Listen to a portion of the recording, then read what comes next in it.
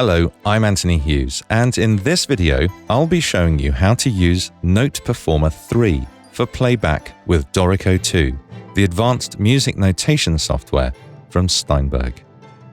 Noteperformer is a virtual instrument produced by Wallander Instruments, specifically designed to produce playback from music notation software.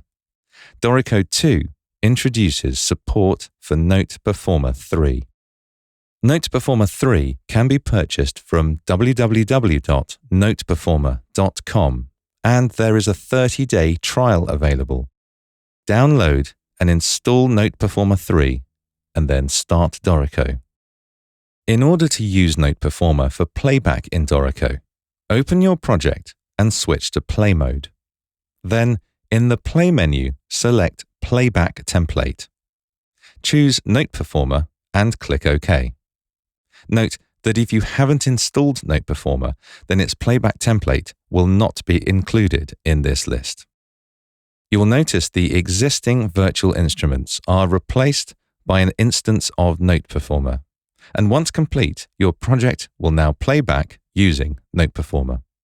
It's as simple as that. No further configuration is required, and Dorico and Noteperformer will work together to choose the correct sounds to use at the appropriate times.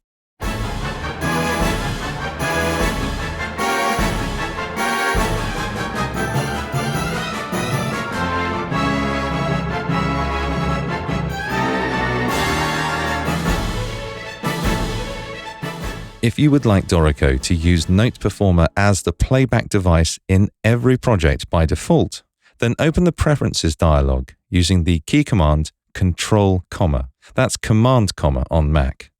Scrolling to the bottom of the General page and setting the very last option for Default Playback Template to Noteperformer. I very much hope you found this video helpful. If you have, just for me, please click the thumbs up button below. That lets me know you've liked it.